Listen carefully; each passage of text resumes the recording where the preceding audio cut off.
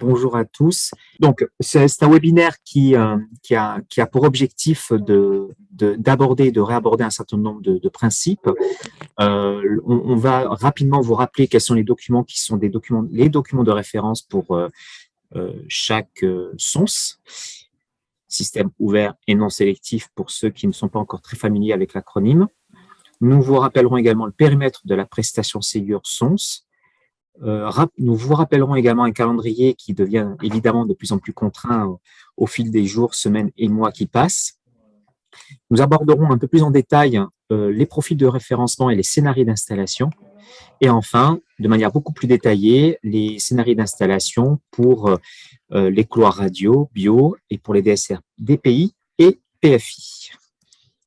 Alors, concernant les documents de référence, donc nous rappelons évidemment que le SONS, le système ouvert et non sélectif, est un principe d'achat pour compte porté par l'État qui finance indirectement les clients et directement les éditeurs et les industriels. Chaque dispositif de ce système ouvert et non sélectif, adapté au Ségur du numérique en santé, est encadré réglementairement par un arrêté publié au journal officiel qui porte sur un couloir et pour un type de logiciel. Par exemple, pour le couloir, on en reparlera, pour le couloir hôpital, vous avez trois DSR, un pour le dossier patient informatisé, donc un pour l'hôpital, enfin pour le couloir hôpital, vous aurez un DSR pour le dossier patient informatisé, un DSR pour la plateforme d'intermédiation et enfin un DSR pour le référentiel identité. Donc, pour chacun de ces DSR, de ces SONS, vous avez un dossier de spécification et de référencement, le DSR, qui, quant à lui, rassemble l'ensemble des modalités de présentation de l'instruction des demandes de référencement. J'ai envie de dire, c'est peut-être le premier document que vous avez à lire lorsque vous vous intéressez à un SONS. Vous avez ensuite un référentiel d'exigence minimale, le REM, qui décrit, on va peut-être revenir sur la slide, merci, qui décrit quant à lui l'ensemble des exigences qui sont des exigences, là pour le coup, techniques et fonctionnelles, qui sont à respecter par l'industriel pour, in fine, obtenir le référencement de l'Agence du numérique en santé, de l'ANS, le référencement de sa solution logicielle. Et dans ce référentiel d'exigences minimales, vous avez à la fois les exigences et également les preuves, les scénarios qui sont demandés à l'industriel pour prouver effectivement que l'exigence est effectivement une réalité dans sa solution. Vous avez enfin un troisième document qu'on appelle le document d'appel à financement, l'AF, qui, lui, revient à expliquer les modalités plus administratives, financières, qui rappellent les enveloppes de financement en fonction des paramètres qui sont des paramètres propres à chaque couloir, pour l'hôpital, pour la médecine de ville, pour la biologie, pour la radiologie, pour le médico-social, bientôt pour l'officine, très prochainement. L'ensemble de ces documents sont disponibles sur le site internet de l'ANS, sur les liens qui sont indiqués en bas à droite de la diapositive. Merci. Alors, une prestation Ségur, elle se définit par son périmètre. Effectivement, la prestation, qui est financée par l'État, au bénéfice de l'ensemble des écosystèmes, établissements de santé, professionnels de santé, établissements sociaux et médico-sociaux, couvre au total 6 axes, 6 dimensions. Le premier, c'est la licence d'utilisation. Licence d'utilisation sur le périmètre évidemment couvert par le DSR. Donc, encore une fois, le document dans lequel vous retrouverez exactement ce qui convient de comprendre au travers de la notion de licence d'utilisation. L'ensemble des frais d'installation, de configuration et de qualification de la solution logicielle à installer dans vos structures. La maintenance corrective du périmètre couvert évidemment par le DSR sur un maximum de 6 ans, vous le verrez dans les documents. L'accompagnement à l'obtention d'un certificat logiciel de type organisation, en revanche, quand c'est utile, ce n'est pas forcément tout le temps le cas. Le suivi du projet et la livraison de la documentation, donc typiquement les équipes projets qui sont à financer, qui vous accompagnent dans les structures pour installer la solution logicielle et l'ensemble de la documentation évidemment nécessaire pour bien comprendre de quoi il s'agit. Et enfin, la formation de l'ensemble des professionnels de santé qui auront à utiliser les solutions logicielles à installer. Ce qui est important à retenir également, c'est ce que la prestation ne finance pas. Alors, je crois qu'il y a encore un micro d'ouvert. Alors, la prestation, quant à elle, ne finance pas déjà l'installation et paramétrage des boîtes aux lettres MS Santé, qu'elles soient nominatives, applicatives ou organisationnelles. Donc, si vous avez besoin d'installer des boîtes aux lettres, de connecter votre établissement vers un opérateur MS Santé et ensuite d'acquérir les boîtes aux lettres pour faire de l'usage, la prestation Ségur ne finance pas cette dimension-là. La prestation ne finance pas également tous les coûts qui sont associés à un changement complet de logiciel. Évidemment, si vous êtes une structure, que vous avez l'intention de remplacer votre dossier patient informatisé complètement, la prestation Ségur ne viendra pas couvrir cette dépense. Elle viendra en revanche couvrir la dépense qui est liée uniquement à la partie Ségur, qui est portée par les documents qu'on a évoqués précédemment. Il faut comprendre ici qu'on ne finance pas ce qu'on appelle le rattrapage lié à une version vétuste du logiciel. Si, par exemple, l'établissement a effectivement une dette technologique, par exemple des mises à jour qui n'ont pas eu lieu pendant un certain nombre d'années, le Ségur, encore une fois, ne finance pas cette partie-là. Donc, il est de votre responsabilité, établissement, structure, de monter en version jusqu'à obtenir la version qui vous permettra de basculer sur la version Ségur, qui, elle, est sans reste à charge pour les clients. La prestation Ségur ne finance pas non plus les coûts d'infrastructure qui sont des coûts d'infrastructure additionnels, éventuellement nécessaires. Par exemple, besoin d'acquérir un nouveau serveur pour supporter la nouvelle version, de la migration de systèmes de gestion de base de données, etc. Ou, par exemple, un équipement réseau qui serait nécessaire à améliorer. Donc, c'est une diapositive qui vous expliquait quelles étaient les étapes de référencement et de financement. Donc, concernant les étapes de référencement et de financement, nous sommes ici sur une slide qui vous explique rapidement en quoi consiste le référencement ANS.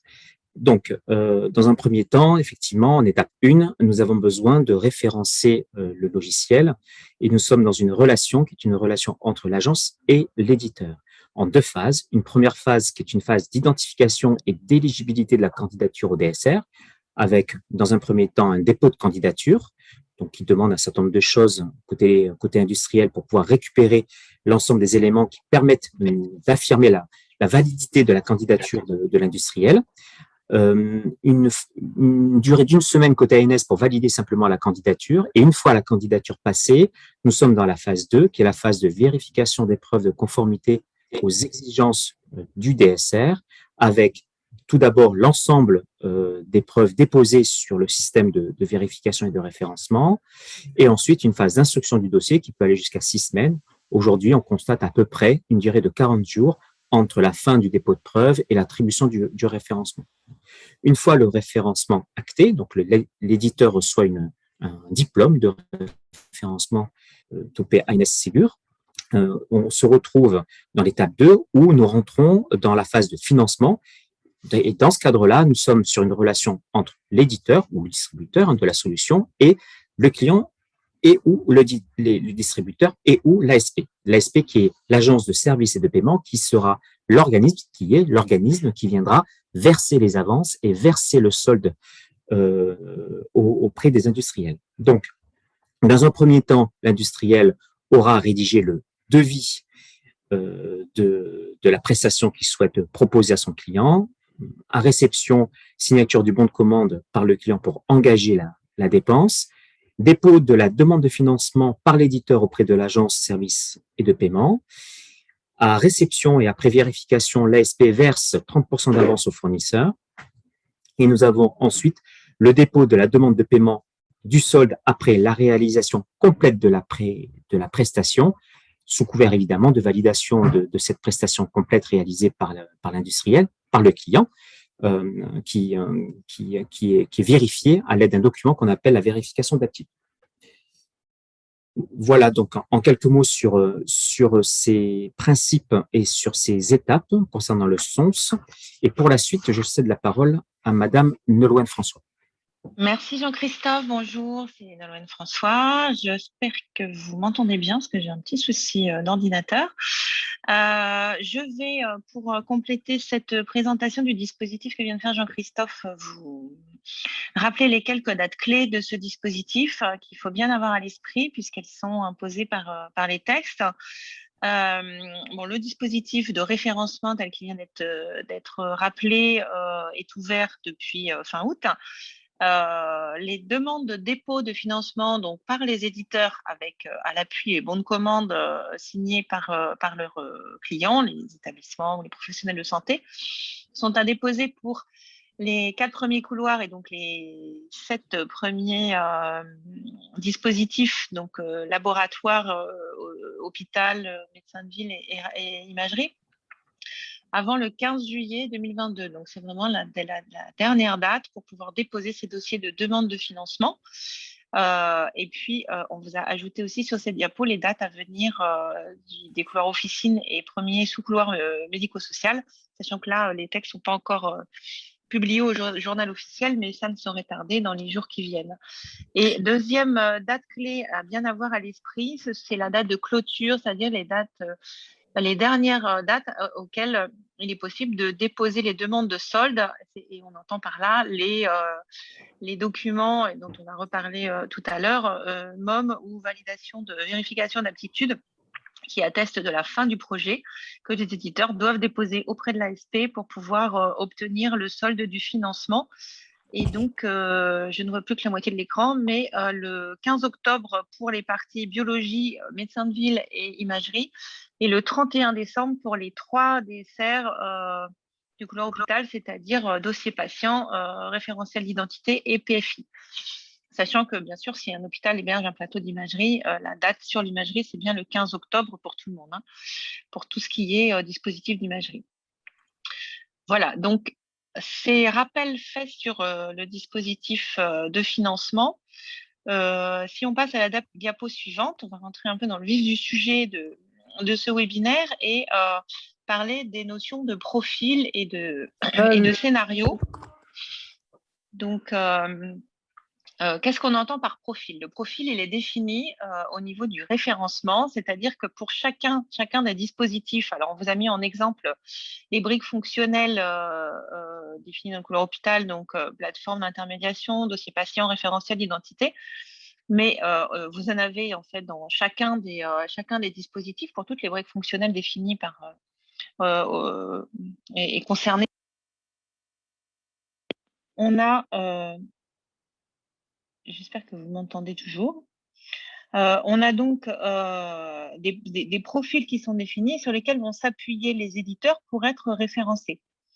Donc, au niveau de leur démarche, le profil général est le profil de base, en fait, obligatoire pour tout le monde. Les autres profils sur lesquels chaque éditeur va choisir d'être référencé sont des profils conditionnels, donc ils peuvent choisir ou non d'être référencés sur ces périmètres-là. Donc là, vous voyez ces exemples, ça va dépendre de, par exemple, si on prend client web DPI, si c'est un DPI qui n'est pas du tout en mode web, il ne va pas être référencé sur ce profil-là. Donc, c'est des profils qui n'ont pas d'obligation.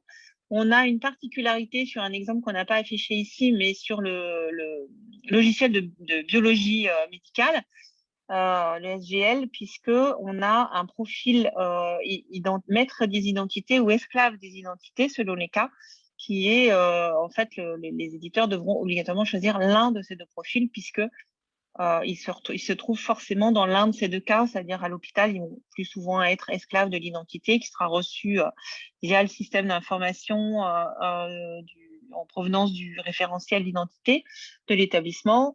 En ville, on va plus se retrouver sur un ensemble complet et dans ce cas-là, un logiciel qui va être maître des identités qui sont intégrées.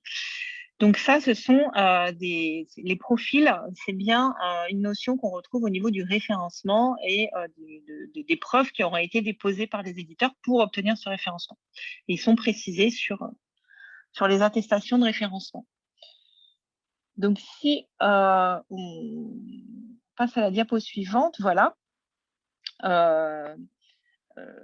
Donc, tout ce qui est, on vient de le voir, tout ce qui est profil est vérifié au niveau des preuves dans le cadre du référencement et ensuite permettent de définir un scénario particulier pour chacun, adapté à chacun des établissements, des professionnels, des structures, hein, chacun des clients de l'éditeur, sur la façon dont est sur l'architecture en fait locale et le circuit que suivent les flux mis en œuvre pour chacun. Donc, on va avoir à définir dans la suite du process, et c'est ce qui va être détaillé après, quel est le scénario d'installation retenu pour savoir ce qui va être mis en œuvre. C'est-à-dire qu'on demande dans le référencement d'être en capacité et de le prouver, d'être en capacité de mettre en place certains flux interapplicatifs, notamment, on va dire, entre, je sais pas, référentiel d'identité et dossier patient. Ça n'est pas parce que le logiciel est en capacité de le faire que c'est installé comme tel dans chacun des établissements.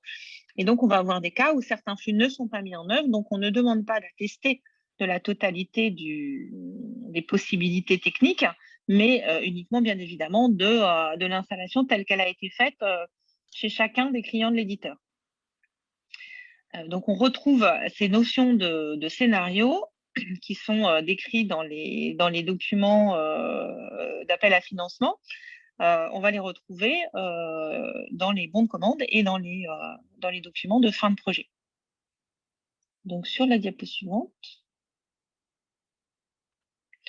on retrouve donc cette notion de bon de commande. Alors, on vous a remis pour rappel ou pour aller chercher des informations complémentaires, vous avez des documents qui sont mis en ligne sur le site, le portail e-santé, le site de l'ANS, et également sur le site de l'ASP, l'Agence de services et de paiement. On y reviendra après sur la documentation disponible. Et donc, il y a les formats pour les bons de commande à transmettre à l'ASP doivent suivre un format JSON défini que les éditeurs doivent aller rechercher pour compléter et pour pouvoir faire leur demande de financement. Donc, il y a des formats différents au sein desquels on retrouve bien les différents scénarios ensuite d'installation pour chacun des clients, puisque c'est un bon de commande pour un client pour une installation. Voilà, enfin, on peut regrouper au sein de plusieurs établissements, il y a des cas particuliers, et ces cas particuliers avec ou sans mandataire, regroupement, sont bien décrits dans ce guide pratique qu'on vous invite vraiment à aller lire pour bien vous y retrouver dans les démarches et ne pas l'idée, c'est vraiment là aussi de prendre l'information en amont et ne pas se retrouver ensuite devant le portail de l'ASP avec des rejets pour des problématiques de format, d'incompréhension sur la démarche. Donc, sur la suite, voilà. Donc, c'est ce que j'évoquais. Vous avez ici un petit rappel de toute la documentation disponible qui se trouve sur le site de l'ASP. Donc, pour savoir où aller chercher quoi, en fait, tout ce qui est modèle et tout ce qui est lié spécifiquement au processus de demande de financement, que ce soit avance ou solde, se trouve sur le site de l'ASP, sur leur page Ségur, et vous y retrouvez donc ces fameux fichiers JSON qu'on vient d'évoquer, mais également des modèles de bons de commande. Donc, on va revenir ensuite avec Jean-Baptiste sur le détail de ce que contiennent, en tout cas une partie de ce qui est demandé sur ces bons de commande.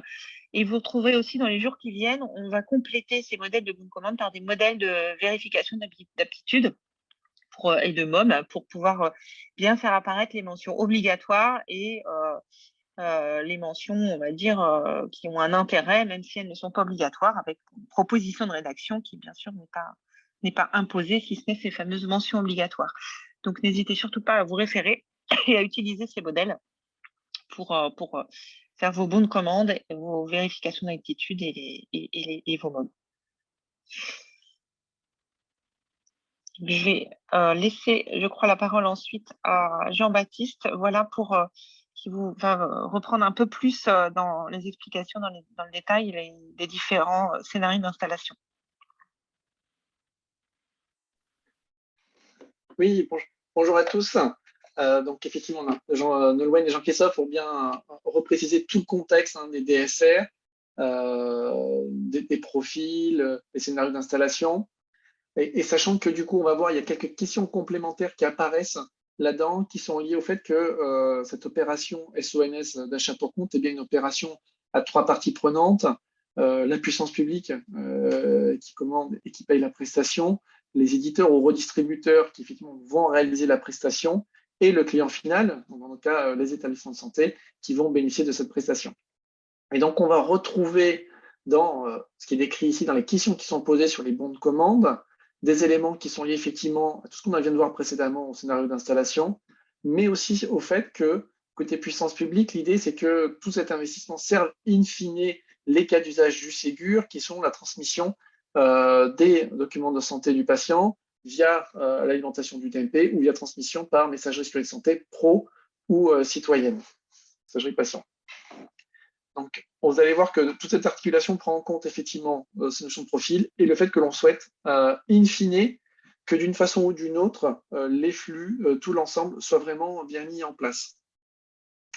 La complexité qu'il y a à l'hôpital, c'est les différents types d'installations, de scénarios, de relations, de fonctions portées ou pas par chaque composant, ce qui implique, on le voit ici, effectivement beaucoup de questions qui peuvent apparaître et qui peuvent être assez compliquées, mais qui au final, on va le voir, se retrouvent sur l'ensemble des questionnaires et sont assez simples à partir du moment où on a bien pris en compte le sujet de ces profils et de la finalité d'installation, c'est-à-dire qu'une fois que le Ségur est déployé, on doit avoir cette qualification de l'INS, la génération des documents et l'alimentation DMP et transmission par messagerie sécurité de santé.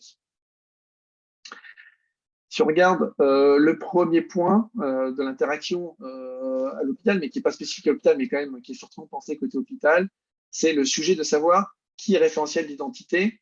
Si on est sur un plateau libéral, il y a de fortes chances que le RIS soit effectivement le référentiel d'identité.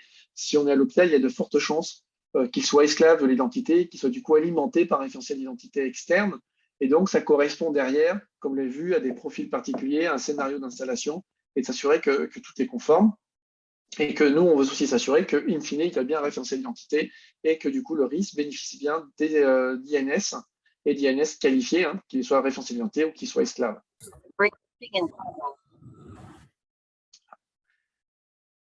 Sur l'environnement hospitalier, du coup, on vient de répondre sur le sujet. Sur la partie SCM, c'est différent. Sur l'opérateur de messagerie, c'est surtout informatif.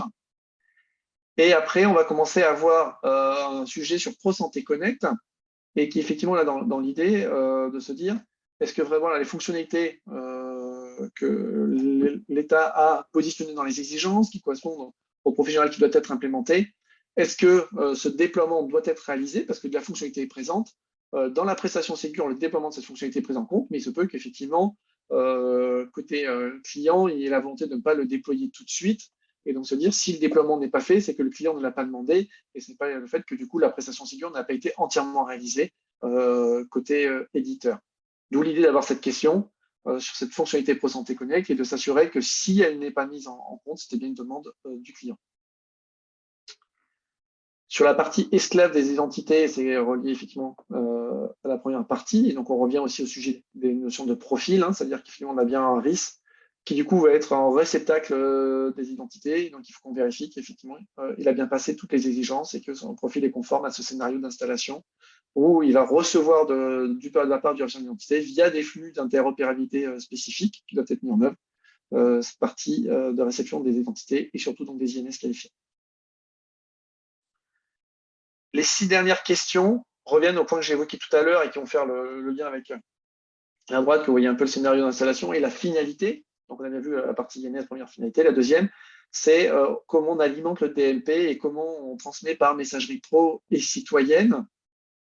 Et l'idée, c'est de savoir effectivement si l'alimentation se fait directement, ce qui va souvent être le cas en plateau libéral, potentiellement le cas dans certains établissements, ou si c'est porté par une fonction externe au RIS. Ce qui veut dire qu'en termes de scénario d'installation, de ce que l'on entend et en termes de flux, c'est un peu différent. Donc, bien s'assurer que l'ensemble est bien mis en œuvre et de s'assurer que dans cette relation à 3 clients, opérateurs, puissance publique, in fine, quelle que soit l'architecture qui soit retenue, tout est bien mis en place pour que justement DMP, MS Santé et messagerie citoyenne soient bien alimentés à partir des documents qui, eux, sont, quoi qu'il arrive, générés par le RIS pour la partie compte rendu d'imagerie.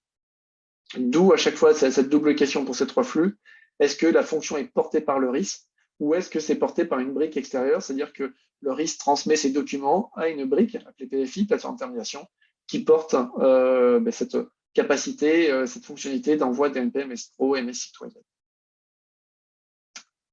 Ça, c'est la partie gauche de l'écran. Et donc, si on bascule, donc ça, c'est la partie gauche, le bon de commande, et qui revient à tout ce qu'on dit Noël, Jean-Christophe, on vérifie qu'avec ces critères-là, on a ce que le client demande et quel contexte d'installation, est-ce que tout est conforme et est-ce que ça correspond effectivement au profil du logiciel qui a été référencé.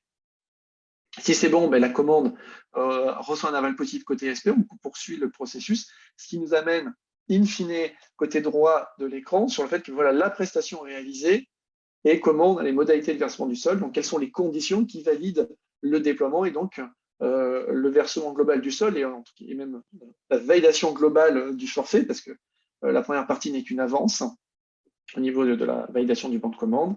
Et donc, cette validation globale du forfait et du versement du solde correspondant donc, au déploiement du risque dans ce cas-là, avec, suivant les scénarios qui ont été mis, en particulier, donc, vous voyez bien tous les sujets d'envoi, des preuves qui vont être demandées qui sont de niveaux différents, mais qui correspondent à la même finalité. En résumé, vous voyez, si tous les envois sont réalisés par le RIS, on se contente, entre guillemets, la pièce exigée, dans la colonne pièce justificative exigée, il s'agit d'une mise en ordre de marche côté fournisseur. Donc l'idée est de se dire, voilà, si elle envoie direct, on fait confiance au fournisseur, et après, on a bien dans les contrôles effectués le fait que l'on va vérifier que dans les infrastructures nationales, on voit bien ces alimentations, ces envois. Et donc, on a voilà, le client qui a bien dit qu'il le faisait réaliser par le RIS, l'éditeur ou son distributeur a réalisé l'installation, envoie sa mise en ordre de marche et on fait les contrôles effectués. Donc, on s'assure que la prestation est bien déployée et qu'on a bien les fonctionnalités. Si la prestation ne comprend pas l'envoi au DMP, MS3, MS2N, pour différentes raisons, et donc on l'a vu tout à l'heure en tout cas, surtout parce qu'on passe par une brique externe pour les réaliser, c'est largement possible, c'est prévu. Mais par contre, en termes de pièces justificatives, on a une approche un peu différente, qui est de se dire que l'on va demander une VA du client final, où celui-ci s'engage bien, et avec son client, ça a bien indiqué que tout est bien mis en place pour que ça puisse alimenter DMP, MS Pro et MS Patient, que donc les flux ont bien été mis en place, et que ce n'est pas parce que c'est fait par une brique externe que du coup l'alimentation n'est pas effective, qu'on n'a pas juste versé un forfait, un déploiement d'un RIS sans arriver à la finalité d'alimentation DMP transmission MS Pro. C'est pour ça qu'il y a une petite différence sur ces pièces jointes entre MOM d'un côté et VA du client, qui du coup dans cette relation à 3 s'engage à dire effectivement ça passe par une brique externe, mais tout est bien mis en œuvre, ça a bien été déployé pour ces flux. Et du coup, on ne conditionne pas le paiement global à la vérification, parce que du coup, ça peut dépendre de cette brique externe et avoir des délais complémentaires de mise en œuvre. Et donc, dans ce cas où l'alimentation est par une solution tierce, une PFI typiquement, la VA client suffit. Alors, je n'ai pas regardé. Si je vois qu'il n'y a pas de questions, n'hésitez pas, hein, s'il y a des questions dans le chat. Et donc, s'il n'y en a pas, on va faire le même exercice côté biologie, mais que du coup, on va faire un tout petit peu en accéléré, parce qu'on est sur un scénario qui est très, très similaire. Hein. Même si le contexte entre imagerie et biologie est différent, mais en termes de système d'information et de flux, on va retomber sur des choses qui sont très, très similaires dans l'architecture, l'urbanisation des systèmes d'information hospitaliers. On va retrouver les premières questions autour de l'identité, gestion de l'identité de l'INS, le même sujet de est-ce que je suis référentiel ou pas, et donc si je suis esclave ou pas, donc est-ce que j'ai les bons profils, et du coup est-ce que les flux sont bien mis en place. Et après, on retrouve des questions sur la partie Pro Santé Connect, alimentation DMP, MS Santé, de la même façon. Donc, on remplace RIS par DMP, on a quasiment le même sujet, donc le déploiement de Pro Santé Connect et le déploiement d'alimentation DMP et envoi par MS Citoyen Pro, soit fait directement, soit fait via une PFI. Donc, vous voyez que les questions ne sont pas nécessairement exactement dans le même ordre, mais ce sont les mêmes questions. Donc, ce qui nous amène à toutes les mêmes remarques que sur le RIS, les mêmes sujets de scénario d'installation, où on fait une différence à chaque fois par rapport à ces scénarios, de savoir si l'envoi est effectué directement par le SGL, ce qui nous permet de partir sur une MOM fournisseur, hein, qui est aussi particulièrement demandé pour la partie plateaux libéraux, s'appuyer sur cette MOM fournisseur, et qui derrière est contrôlée sur l'infrastructure centrale, parce qu'effectivement, du coup, le SGL comme le RIS, dans ce cas-là, sont pleinement responsables de ces envois, et donc on peut les vérifier et avoir quelque chose de cohérent. Si ces flux sont réalisés par une plateforme externe, on repart sur le même principe du VA client dans cette relation à 3, s'assurer qu'effectivement, ce n'est pas une plateforme externe, mais tout a bien été mis en œuvre. Mais on s'engage à ce que les flux soient bien mis en place. Et donc, du coup, la vérification, par contre, ne peut pas sera faite à un niveau central, puisque c'est une vérification alimentée, mais ne conditionnera pas le versement du solde. de l'appel à financement.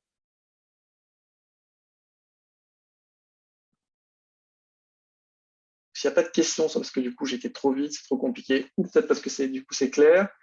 On va continuer à enchaîner parce que ça fait des cas qui sont un peu compliqués parce que c'est les mêmes appels à financement qui essayent de répondre à l'ensemble des types d'installations entre plateau libéral, plateau en établissement, avec ces sujets d'urbanisation et de différents choix. Et là, on va entamer maintenant la partie hôpital avec les sujets DPI et PFI. On fait un focus sur DPI et PFI plutôt que RI parce que c'est le cas d'usage. RI est plutôt assez simple, même s'il peut être cumulé avec le DPI. À ce stade-là, on a beaucoup moins de questions, d'inquiétudes, ou en tout cas de questionnements par rapport à ça. Par contre, la relation DPI-PFI, qu'on vient un peu d'aborder, parce qu'il y a quelque chose de très symétrique à ce qui a été fait, ce qu'on vient d'évoquer sur la partie RIS, SGL, mais quand même avec des grosses utilités. Et il y a beaucoup de questions qui nous remontent, et donc il semble important de vraiment faire un focus sur cette articulation entre les DSR, DPI et PFI. Sur ces scénarios, il est important de préciser qu'on parle bien de DSR, ce qui est mis, et qu'un même logiciel peut répondre et peut être référencé sur plusieurs DSR.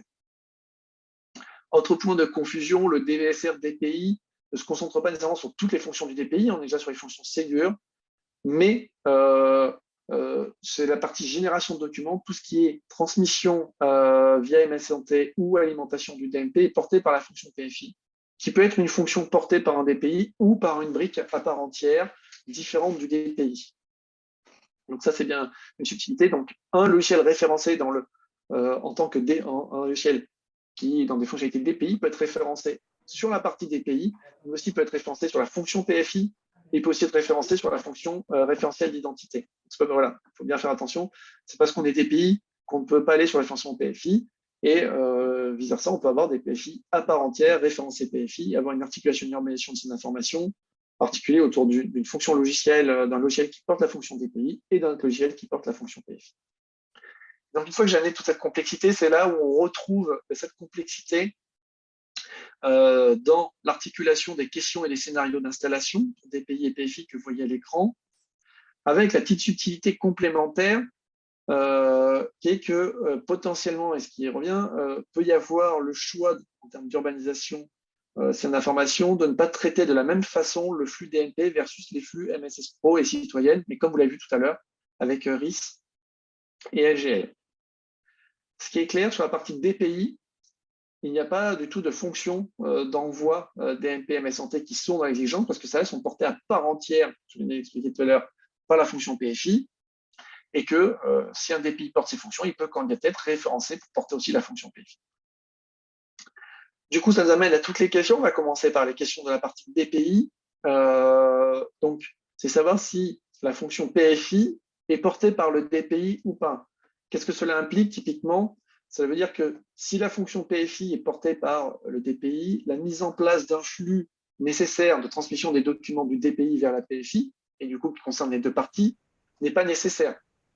À l'inverse, s'il y a bien deux fonctions séparées, ce qui arrive aussi régulièrement, dans ce cas-là, l'ensemble des prestations côté DPI comprennent le fait de mettre en place ce flux à destination de la PFI, et côté PFI, la mise en place du flux de réception de ces documents depuis le DPI de façon à pouvoir alimenter le DMP et transmettre via MS Santé. Ça, c'est le premier point. Après, comme j'ai dit, la fonction PFI peut aussi être choisie entre guillemets, à la découpe, même si c'est parce qu'on préconise dans les DSR, mais ça peut être en termes d'urbanisation. Ce qui veut dire qu'il peut y avoir une fonction PFI, mais qui porte qu'une des fonctions sur la partie DMP, MS Pro ou MS Citoyenne. Et donc, c'est pour ça qu'on pose la question sur chaque type de flux, DMP, MS Pro, MS Citoyenne, sachant que, et on le verra sur la partie PFI, on retrouve les mêmes questions. À un moment, côté PFI, si une PFI est déployée, il faut qu'elle porte au moins une des trois fonctions, sinon c'est-à-dire qu'on a déployé une brique pour rien dans le centre d'information, et donc en termes de dispositif SONS d'achat pour compte, il n'est pas envisageable de déployer une telle brique si on n'est pas aligné à minima avec les finalités de ce déploiement. Donc, on retrouve les trois alimentations. On peut avoir une fonction différente, on peut se dire la fonction PFI ou pas dans le DMP suivant ces trois flux. Et la quatrième question que vous avez tout à l'heure sur le déploiement de ProSanté Connect. Les DPI en mode web doivent intégrer ProSanté Connect et donc le client peut décider ou non de pouvoir déployer et donc d'activer cette capacité qui fait partie de la prestation Ségur de déployer la fonction ProSanté Connect au sein du DPI. Donc je vois je vois une question effectivement de remarque. Voilà, si un DPI peut porter la fonction RI, la réponse est bien sûr oui. On a eu quelques exemples de référencement. Et effectivement, mais si la majorité des cas, c'est une gamme, comme c'est marqué, on a des typologies d'installation sur l'établissement qui ont choisi de le faire porter par la fonction DPI. Donc ça arrive. Et même certains établissements qui ont une brique spécifique référentielle d'identité qui est même à part de la gamme et du DPI. Ça, c'est encore plus rare. Si on prend le bon de commande PFI, et avant de partir sur la partie validation des forfaits, l'idée c'est bien de comparer les deux types de scénarios d'installation. On va retrouver deux choses. On va prendre les premiers points de la PFI en dernier. J'allais déjà sur les derniers. Donc, on trouve la question de l'opérateur message sécurité santé, ça pour l'information.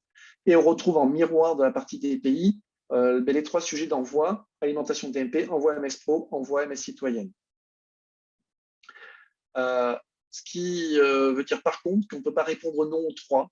Ça, c'est clairement important. Si on déploie une plateforme d'intermédiation, elle doit remplir à minima une de ses fonctions. En termes d'urbanisation, l'établissement peut décider de se dire que voilà, je prends une fonction PFI qui est particulièrement pertinente pour moi. Alors, je fais un truc au hasard, le DMP ou la MS Pro, et se dire, mais par contre, je préfère faire autrement pour un autre flux. Donc là, on n'a pas voulu faire trop. Il y a déjà beaucoup de DSR, des choses vraiment trop à la découpe. Donc, c'est envisageable, c'est possible au niveau établissement éditeur. Les bons de commande permettent de prendre en compte toutes ces situations. Par contre, il faut que la PFI serve à quelque chose, entre guillemets, et donc il faut absolument qu'elle porte à minima un des trois flux qui sont mentionnés en bas. Sur les deux premiers points, on est sur un cas particulier, on reviendra après sur les profils. Certains établissements portent en interne des plateaux bio et radiologie. On a vu tout à l'heure que pour ces plateaux, il était possible de se dire que l'alimentation DMP et transmission MS Santé n'était pas réalisée en direct, mais pouvait être réalisée par une PFI pour des raisons d'urbanisation. C'est des besoins qui nous sont remontés. Et donc, dans les travaux Ségur, ont été spécifiés un cadre d'interop spécifique, avec un référentiel spécifique pour les RIS, SGL et donc aussi pour la PFI, pour que cette transmission se fasse sans couture entre PFI, entre RIS, SGL et la PFI, de façon à transmettre le document au format CDA, mais aussi beaucoup d'autres informations. Parfait, merci beaucoup. Donc, il y a eu effectivement un cas d'interop spécifique, en tout cas une norme spécifique interopérabilité qui a été rédigée et qui fait partie des exigences Ségur côté plateau, partie RIS, partie SGL et partie PFI dans un profil particulier, de façon à avoir une transmission entre guillemets sans couture, une intégration uniforme entre RIS, SGL et cette plateforme d'intermédiation pour véhiculer non seulement les documents à transmettre sous forme CDA, mais aussi tous les drapeaux nécessaires pour ces. Et du coup, donc voilà, donc on a mis un profil, les PFI, toutes les PFI n'implémentent pas ces flux-là. On a bien mis un profil parce que ça ne concerne pas tous les établissements.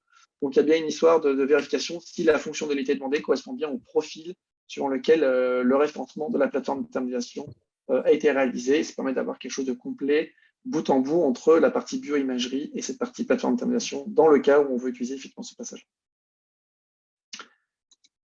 Si du coup on refait un focus maintenant DPI, donc je ne vais pas revenir sur toutes les options du bon de commande qu'on a vu en haut voilà, à gauche. Et donc, au moment où on retrouve ça au final dans les conditions de versement du solde, donc on a bien la première partie, donc là on est parti sur une VA client finale, dans tous les cas, côté établissement, et qui correspond aux trois gros sujets que l'on souhaite mettre en œuvre. Le déploiement de la solution GL, donc le premier, ce qu'on attend du DPI, c'est la génération de tous les documents, un format PDF et l'encapsulation CDR2N1 avec la prise en compte de l'INS. Si il y a la fonction de transmission via PFI, la mise en œuvre de la transmission de ces documents à la fonction PFI. Si c'est le DMP qui porte la fonction PFI, il n'y a pas besoin de mettre en place.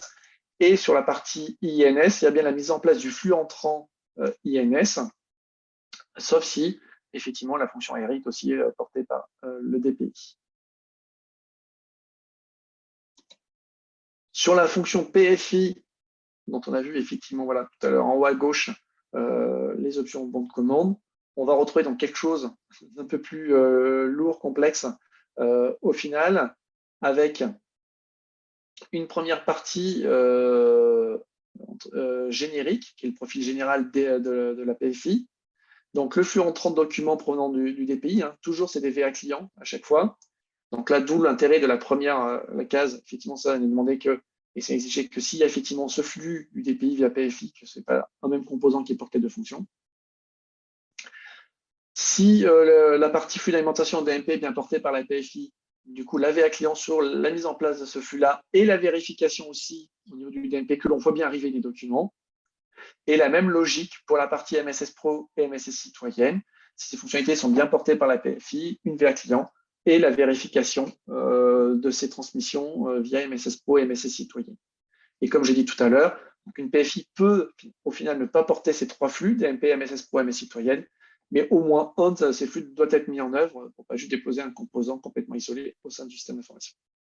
Ça, c'est la partie profil général. Et scénario général. Et on retrouve le scénario où il y a des plateaux techniques type bioimagerie sur l'établissement et qu'il y a en plus la mise en compte, le déploiement de ces flux entre ces plateaux-là et la PFI pour alimenter le DMP et ou transmettre par MS Santé, sachant qu'on peut avoir un choix où ces plateaux-là, via les RIS AGL, alimentent directement. Mais dans le cas où il existe, on souhaite alimenter le DMP ou transmettre MS Santé via une fonction PFI, mais là, une condition supplémentaire de versement de solde liée à ce scénario qui valide avec de la même façon une VA client final que tous les flux ont bien été mis en œuvre du SGL vers la PFI et du RIS vers la PFI. Et voilà, ça nous a semblé important de refaire un point DPI, PFI pour l'ensemble des acteurs, cette articulation de fonctions qui peuvent être portées par le même logiciel, une articulation aussi en termes intra-hospitaliers sur la partie RIS AGL, qui contenait quand même beaucoup d'établissements qui ont de tels plateaux en interne. Donc, de refaire un petit tour d'horizon sur l'ensemble de ces sujets et essayer de rééclairer l'articulation effectivement entre les référencements, les bons de commande, les modalités de versement du solde, sachant que ces fonctions, certaines peuvent être cumulées sur le même logiciel et donc de redonner un peu de perspective, ou en tout cas d'avoir aussi cet échange avec vous sur tous ces points. Très bien, écoute, je pense qu'on arrive à peu près au bout de notre webinaire. Remettre bien en visibilité qu'effectivement, il y a un calendrier qui aujourd'hui est inamovible puisque les dates sont fixées réglementairement. Donc, il est d'autant plus important pour nous tous de bien remettre en perspective qu'il y a ces contraintes-là et que côté référencement, nous, équipe ANS, on est effectivement aujourd'hui en mesure de pouvoir accompagner les éditeurs pour que le référencement soit efficace et rapide. Mais évidemment, plus on aura d'éditeurs et d'industriels qui se mettent dans le processus de référencement avant les derniers jours des dates limites, mieux effectivement ce sera pour tout le monde, pour qu'on puisse posément dérouler tranquillement les scénarios qui suivent le référencement. Je complète également pour vous dire qu'effectivement, nous tenons tous à votre disposition, structures industrielles, usagers, pour vous répondre dans ce cadre-là. Vous voyez bien que les sujets, quand on va un peu dans le détail, sont parfois un peu complexes, mais voilà, les choses sont ainsi. Mais en revanche, vous pouvez évidemment compter sur notre support pour vous accompagner sur ces démarches-là. Merci pour votre présence. Et nous vous invitons à vérifier quels sont les webinaires prochains qui vous sont proposés pour que vous puissiez nous suivre et compléter votre information sur ces sujets Ségur. Je vous souhaite une excellente après-midi.